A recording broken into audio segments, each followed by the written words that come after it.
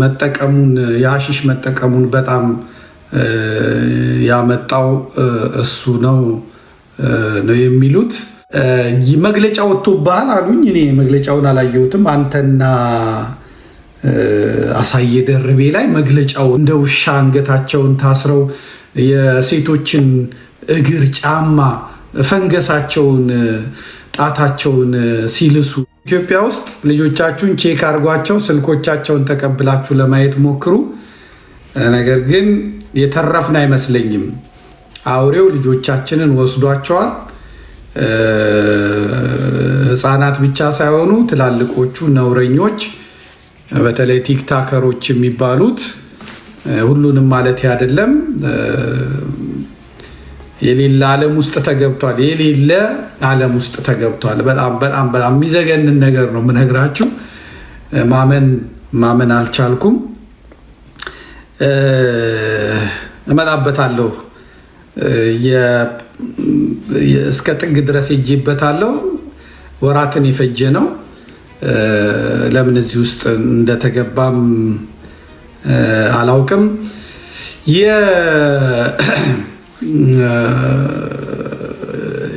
የናይት ክለብ ባለቤቶች የሚሰሩትን ነገር ብታዩ ትገረማላችሁ። የአዲስ አበባ ፖሊስ፣ የፌዴራል ፖሊስ እና የናይት ክለብ ባለቤቶች እንዲህ ምን አይነት ቢዝነስ እንደሚሰሩ አሳያችኋለሁ። ከነሰዎቹ ከነስም ዝርዝራቸው ማለት ነው። እና ያለው የሐሺሽ ንግድ እና በዚህ የሐሺሽ ንግድ ምክንያት ወጣቶች በተለይ ተማሪዎች የ17 የ18 ዓመት ህፃናት የሉም ማለት ትችላላችሁ። የሉም ማለት ትችላላችሁ። መጀመሪያ ከናይጄሪያ ነበር የሚመጣው። እሱ ብዙ ተነቅቷል፣ ግን አሁንም ያልፋል። በአየር መንገዱ የቁጥጥር አካባቢ ያሉ ሰዎች በጣም ቱቲ ሀብታሞች ናቸው አሉ። የዝውውሩ አደገኛ ሁኔታ ደርሷል። አሁን ናይጄሪያኖቹ ሲጠረጠሩ በሴኔጋል ማንነት ያላቸው በሴኔጋል ፓስፖርት አዲስ አበባ ደንበኛ የእጽ ማዘዋወሪያ ቦታ ሆናለች እና ሲያዙም ደግሞ ቀጥታ ፖሊስ ነው የሚረከበው። ፖሊስን ደግሞ የሚረከቡ ወጣቶች አሉ። እነዚህ የሚረከቡ ወጣቶች ደግሞ በኪሎም በግራምም ለምሽት የጭፈራ ቤት ለክለብ ባለቤቶች ነው የሚሰጧቸው። እነዚህ የክለብ ባለቤቶች ደግሞ ለባለሀብቶች፣ የዘመኑ ባለሀብቶች አሉ አሁን ብር መጣያ ያጡ፣ ለነሱ ይሰጧቸዋል። አንድ ወንድ 3 የ17 የ16 ዓመት ህፃናትን ይዞ ይገባል። እና ምንድነው መንግስትስ ብዬ በጣም ለመናገር ፈልጌ ነበር። መንግስትማ የሚለው በሆነ ነገር መታወቅ አለብን ወይ እንደ ባንኮክ ወይ በምናምን መታወቅ አለበት። ይህን ሁሉ ሌክዠሪየስ መዝናኛ ማረፊያ ሰርተን ቱሪስቱ ካልመጣ ምንድነው የምናደርገው? ቱሪስቱ ደግሞ የሚመጣው እዚህ ለጾም ለጸሎት አይደለም። ቱሪስቱ መምጣት ያለበት የሚፈልገውን ነገር ለመፈጸም ነው።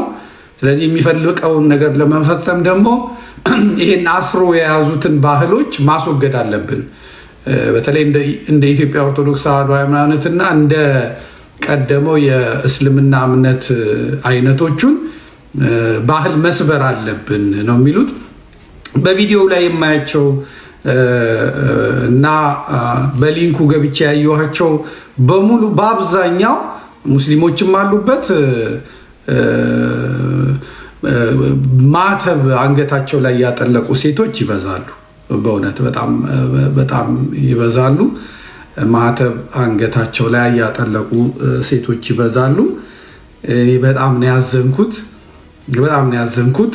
ሰዎች ደፍረው ራሳቸውን ተራክቦ ሲፈጽሙ፣ ዝሙት ሲፈጽሙ መቅረጽ መቻላቸው፣ ወንድም አላቸው እህት አላቸው፣ በጣም ይዘገንናቸዋል። ጨክኜ ነው የምነግራችሁ ስለ እውነት። ዛሬ እኔ አይደለሁም እና እኔ ልጆቼ አጠገቤ ስለሆኑ ነገ ምን እንደሚሆኑ አላውቅም። ነገር ግን የኔ ልጆች የጠፉን የመሰለኝ ስለእውነት የኔ ልጆች የጠፉን የመሰለኝ የሚያማምሩ ልጆች የሚያሳዝን ነገር እዛች ሀገር ላይ ወድቋል። ወደድንም ጠላንም እዛች ሀገር ላይ የሚያሳዝን ነገር ወድቋል። በተለይ አረቦቹ መጫወቻ ነው እያደረጉ ያሉት ህዝቡን። ልጆቹ ያንንስ ፊልም አይተው እንዴት ነው ከማህበረሰቡ ከቤተሰብ ጋር የሚኖሩት? እኔ ሊገባኝ አልቻለም። የሚዘገንን ሁላ ተሰምቶም ታይቶም የማይታወቅ ነገር ሁላ ነው ሳይ የነበረው። ምን አይነት ስልጣኔ እንደሆነ አላቅም፣ ምን አይነት ሰይጣን እንደሆነ አላቅም። ወንዶች ልጆች፣ ወጣት ወንድ ልጅ ሀበሻዎች እንደ ውሻ አንገታቸውን ታስረው የሴቶችን እግር ጫማ ፈንገሳቸውን ጣታቸውን ሲልሱ ምራቅ ሲተፋባቸው ሲደበደቡ እኔ አላውቅም። በጣም ክፉ መንፈስ ክፉ አውሬ ነው እንትን ያለው። አብዛኛዎቹ ደግሞ ወጣቶች መሆናቸው እጅግ ያሳዝናል። እኔ ብቻ ምን እንደምሆን አላውቅም። የስራ ኃላፊዎች በጣም በአዲስ አበባ መስተዳደር ውስጥ የስራ ኃላፊ የሆኑ ሰዎችን አይቻለው።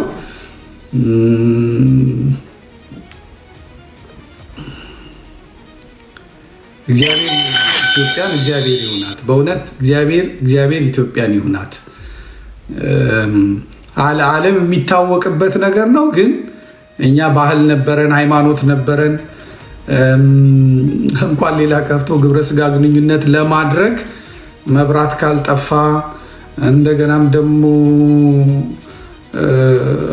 ስንትና ስንት ስቃይ ያለበት የመኝታው ንጹህ የተከበረ እግዚአብሔር የፈቀደው ነገር ቢሆንም ነገር ግን ደግሞ ራሱ ተራክቦ ማለት ከውድቀት በኋላ የመጣ ነው። ከውድቀታችን በኋላ የመጣ ስንፈጠር እኛ ለስጋዊ ፍቃድ የተፈጠርን አይደለንም። እንደ መላእክት እግዚአብሔርን ልናመሰግን በገነት ነበር የኖር ነው። ግን ከወደቅን በኋላ ትእዛዙን ካፈረስን በኋላ ነው ጸጋችን ተገፎ ወደዚህ የገባ ነው። ለዚህ ነው ሰዎች ግብረ ስጋ ግንኙነት ይፈጽሙና ቶሎ ብለው መታጠብ ነው የሚያምራቸው። በቃ መቆሸሻቸውን ህሊናቸው ይነግራቸዋል። ይሄ በመቆሸሽ የተገኘ ነው፣ በመውደቅ የተገኘ ነው፣ የኛ አይደለም። እኛ እንደ መላእክት ነበር የምንኖር የነበረው፣ ግን በጥፋታችን ባለመታዘዛችን የመጣ ነው። እያንዳንዱ ሴትም ሆነ ወንድ ግብረ ስጋ ግንኙነት አድርጎ በጣም ተደስቶ በጣም ረክቶ ከጨረሰ በኋላ በጣም ቅፍፍ ብሎት ደግሞ ይሄዳል። ያ የወንድ ዘሩ ከወጣ በኋላ የሁለቱም ስሜት ካለቀ በኋላ እንደገና ተደብቶ ሄዶ በውሃ ይፈተጋል፣ የቆሸሸ ስለሚመስለው ማለት። ይሄ በመውደቃችን የተገኘ ነው።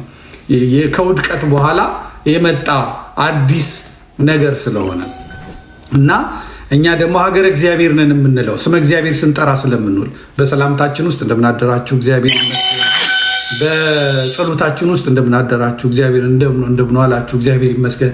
እዛም ስትሄዱ እግዚአብሔር የሚባል ቤተክርስቲያን ብትሄዱ እግዚአብሔር ወደ እስላሞቹን ብትሄዱ አላሁ አክበር ወይ አልሐምዱሊላህ ምናምን ነው የሚሉት። እዚህ አውሮፓ ብትመጡ አሜሪካ ብትተው የእግዚአብሔርን ስም የሚጠሩ ሰዎች አታገኙም አለ። ከዚህ ጉትን ታግ ይልሃል፣ ጉትን አበንድ ይልሃል፣ ጉትን ሞገን ይልሃል፣ እንደምናደርክ ምናምን ነው መልሶ ያን ነው የሚነግር። የእግዚአብሔር ስም የሚጠራበት አጋጣሚ የለም። በፈረንጆቹም ጉድ ሞርኒንግ ጉድ አፍተርኑን ሲዬ አፍተርኑን ነው የሚሉት። እግዚአብሔር ይመስገን ኢትዮጵያ ብቻ ነው የእግዚአብሔር ስሙ የሚጠራው። በቃ ከመኝታው የሚነሳ ሰው እግዚአብሔርን ስም ጠርቶ ባያምንበትም ብዙ ሰው ያው አሁን ያንንም ለማስቀረት ጥረት አለ። ሃይ ኬፍ ሰላም ፒስ ነው ያ የእግዚአብሔር ስም መጠራት ቀርቷል። ግን እንደዛም ሆኖ ፈሪሃ እግዚአብሔር ነበረን። በተለይ ይህ ስርዓት ከመጣ በኋላ በተለይ ወያኔ ከመጣች በኋላ ከደርግ ነው የጀመረው ነው የሚባለው። ይሄ ኩሰት ነገር ግን በተለይ ወያኔ ከመጣች በኋላ ድምጥማጡን ነው ያጠፋችው። እግዚአብሔር ለአንዳንዶቹ ቅጣቱን ሰጥቷቸዋል። በተለይ የትግራይ ነፃ አውጪ ድርጅት ሰዎች ይቺን ኢትዮጵያን አድርገዋት የሄዱት ነገር በጣም የሚቀፍ ነው። ሀቂ የሚባል የአቦይ ስብሃት ልጅ ነበር አሉ። ሀቂ ስብሃት ነጋ የሚባል ልጅ ነበር አሉ እና የፖሊስ መረጃዎች ናቸው የሚነግሩኝ። ይሄ ክለብ ኢሉዥን የሚባል ከአምባሳደር ቲያትር አጠገብ የሱ ነበር አሉ የስብሃት ልጅ እና ይህንን ምንድነው ስሙ የዚህ የድራግ መጠቀሙን የሐሺሽ መጠቀሙን በጣም ያመጣው እሱ ነው የሚሉት። እንደውም ለሱ ሲባል ለዚህ ለሀቂ ለሚባለው ሀቂ ስብሃት ነጋ ለሚባለው ልጅ የብራዚል መስመር የኢትዮጵያ አየር መንገድ ወደ ብራዚል በረራ እንዲጀምር አድርገውለት ነበራሉ። በቪአይፒ ሄዳል፣ ጭኖ ይመጣል። ከዛ በመላው ሀገሪቱ ያንን መስመር የሚባል በጣም በጣም ከባድ የሆነ እንትን ሲያከፋፍል እንደሚውል ነው የሰማሁት። ይሄን ይሰሩ የነበሩ ልጆች ይሄን ያደረጉ የነበሩ ልጆች በጣም አንዳንዶቹ በቤተክርስቲያን በጣም የሚታወቁ በጣም የምታውቋቸው ጀግና የሚጫወቱ ልጆች ናቸው።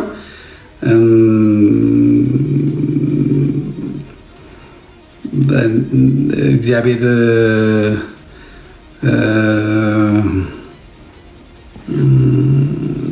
እንግዲህ እግዚአብሔር ይቅር ይበለን። እንግዲህ እነዚህ ከሐሺሽ በተጨማሪ ቆሎ የሚባል እንዳላይቸዋለሁ በጣም አመጣበታለሁ። ይሄ መስመር የሚባለው ሐሺሹ ይዘጋጃል። የሚገርም ነገር ነው። ሐሺሹ ይመጣል ከአዲስ አበባ ፖሊስ ነው ሐሺሹ የሚመጣው። ስለዚህ እነዚህ የጭፈራ ቤቶቹ ያንን ሐሺሽ ያዘጋጃሉ። በተለይ ይሄ አሁን ይሄ ትግሬው ልጅ ትግሬ ነው አሉ። እሱም የሚገርም ጉዳይ ነው። በጣም ነው የሚገርመው። የዕፀ ሕይወት ባል የፈታችው ማለት ነው። እሷ ደግሞ በጣም ክርስቲያን ናት። እኔ ራሴ በእኔ ጉዞ ማህበር ታመጣ ነበረ ልጆችን ታመጣ ነበረ እና እናቷን አይደለም መነኩሴ ምናምን ወደ ገዳም ስፖንሰር እያደረገች የምትልክ ልጅ ናት። እስከ ቅርብ ጊዜ ድረስ አንገቷ ላይ ክር ነው የማየው። እንዴት እዚህ ሰውዬ እጅ እንደወደቀች አላውቅን እና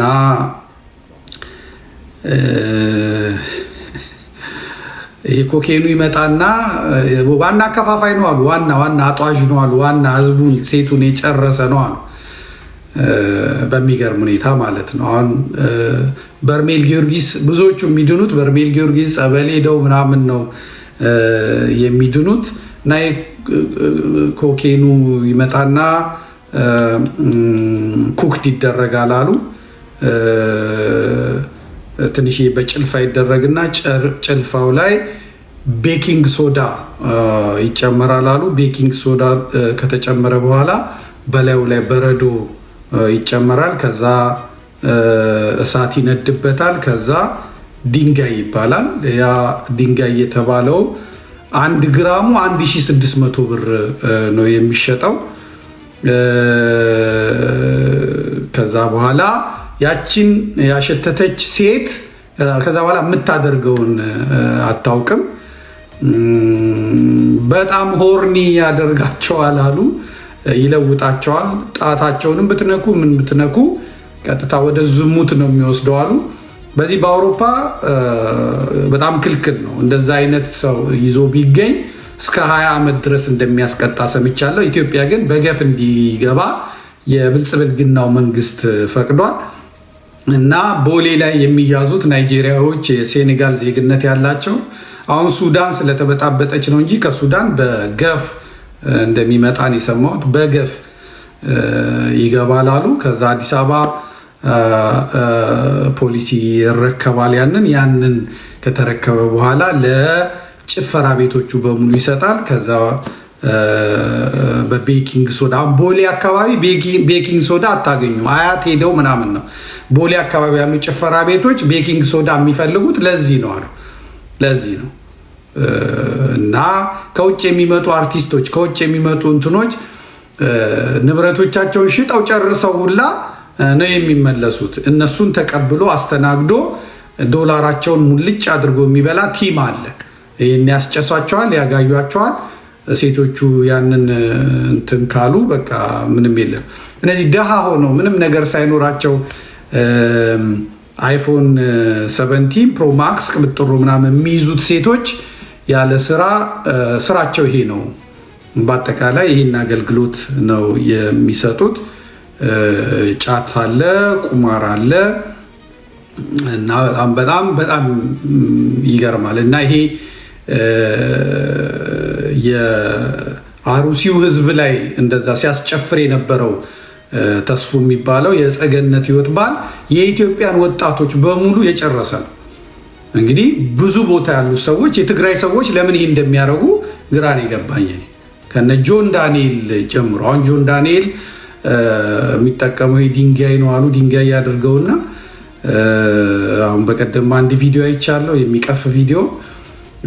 ይሄ ብቻ አይደለም፣ ሲያዝ ወደ $70,000 ነው እጅ ላይ የተያዘው። መኒ ላውንደሪንግም ስላለበት የገንዘብ አጠባ ቁማርም ስላለበት ማለት ነው። እንደዚህ የሚያነጫንጻቸው እሱ ነው። እና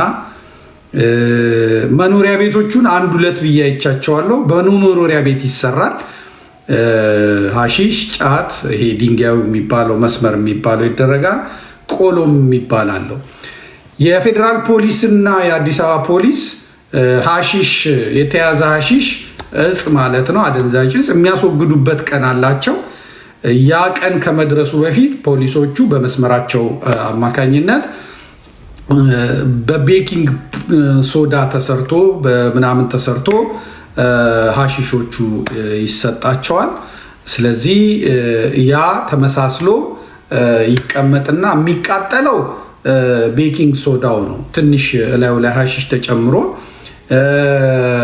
ያኛው የተያዘው ግን በአጠቃላይ ወደ ገበያው ወጥቶ አሁን ብዙ የሴት ለሴት ብዙ የወንድ ለወንድ እና የስሜት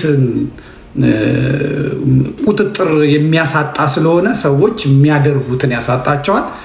ከዚያ በኋላ ለሱሳቸው ሲሉ ደግሞ እነዚህ ህፃናት አሁን በመርፌ የሚወስዱ አሉ። በመስመር የሚባለው ማስመሪያ ተደርጎ እንደዚህ ብለው የሚያሸቱ አሉ። እና ደግሞ የሚፈነዳ አለ። ይሄ ድንጋዩ ያፈነዱታል፣ ይጨሳል። ያ ከጨሰ በኋላ ምንም ችግር የለውም ማለት ነው። እና ያን ለማግኘት ሲሉ የሚጠየቁትን አድርጉ የሚባሉትን ጸያፍ ነገሮች በሙሉ ያደርጋሉ። አሁን ለአረቡ ቱሪስት አረብ መጥቷል። አሁን ምግቡ ወደ አረብ ተቀይሯል። መዝናኛው ወደ አረብ ተቀይሯል። ቋንቋው ወደ አረብ ተቀይሯል። የአመጋገብ ስርዓቱ እነ እንጀራ እነማ ጠፍተዋል። ስለዚህ እዛ በሀገሩ ምንም ማድረግ የማይችለው ያ ሀቢቢ ብሎ ዳግማዊት ዱባይ፣ በዱባይ እንኳን ኦፊሻል አይደለም አሉ የዝሙት ቦታዎች ልክ።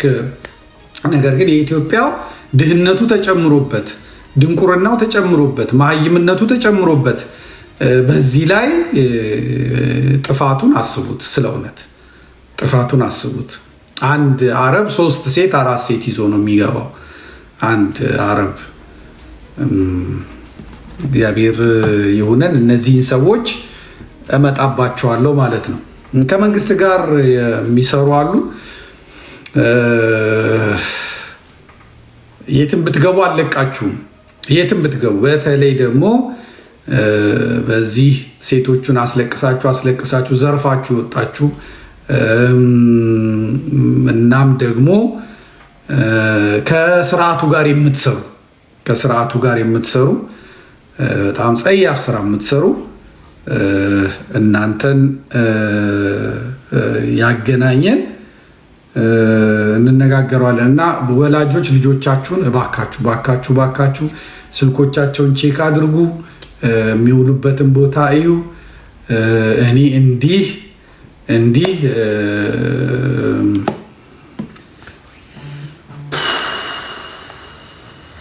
እሺ ሌላው ይሄንን በሰፊው መጣበታለሁ።